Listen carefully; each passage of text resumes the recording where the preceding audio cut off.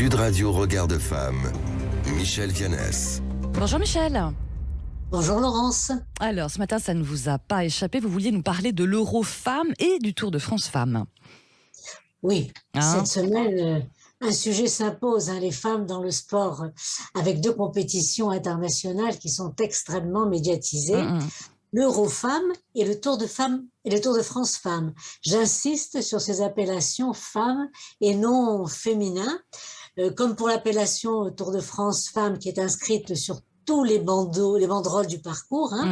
Lors des matchs de l'Euro, on peut lire, et j'ai lu avec beaucoup d'intérêt, sur les bandeaux publicitaires des stades anglais, les femmes jouent au football et ce n'est pas du football féminin. Il y a une nuance, c'est pas important. Il y a une nuance, oui, bien sûr, puisque les femmes, comme les hommes, pratiquent le même sport, avec les mêmes règles, le même temps de jeu, les mêmes tenues réglementaires. Et ce que j'ai trouvé extrêmement important, c'est qu'elles ne cherchent pas à imiter les hommes, ni à cacher leur féminité. Alors, ce sont des femmes qui jouent au foot ou qui participent à une course cycliste, je dirais de la pointe de leurs cheveux qui se balancent au vent sur les stades, jusqu'au bout des ongles. J'ai beaucoup apprécié, ça m'a fait sourire, la maillot jaune, et d'autres championnes d'ailleurs, qui ont verni leurs ongles en jaune. D'accord, j'ai pas vu. Oui, c'est assez amusant. D'ailleurs, elles l'ont dit. Et elles n'hésitent pas non plus à parler de leurs règles.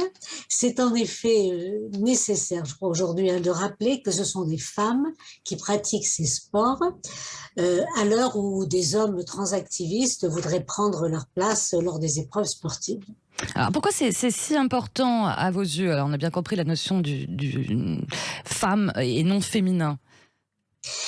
Eh bien, c'est que la visibilité de ces deux compétitions est importante parce que, par exemple, le Tour de Femmes France qui est diffusé en direct tous les après-midi par France Télévisions, c'est important parce qu'il y a les images des paysages français qui font que le monde entier suit cette compétition, souvent plus pour les images que pour les sportifs d'ailleurs.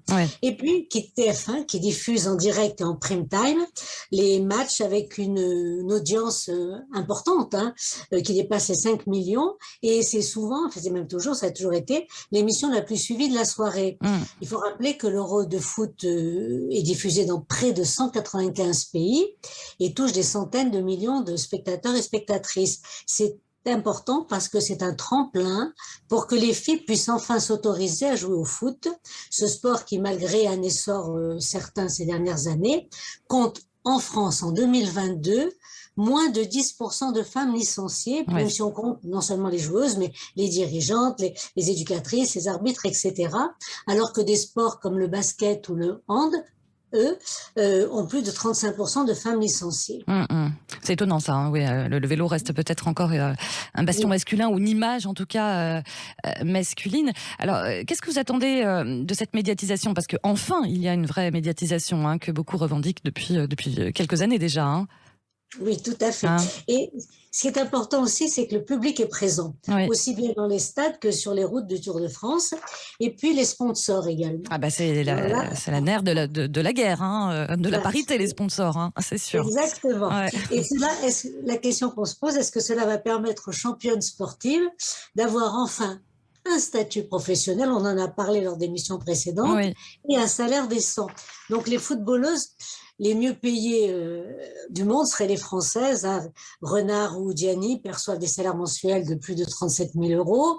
On a parlé pour Katoto de 50 000 euros, mais elles restent très loin des salaires masculins, mais aussi des autres footballeuses.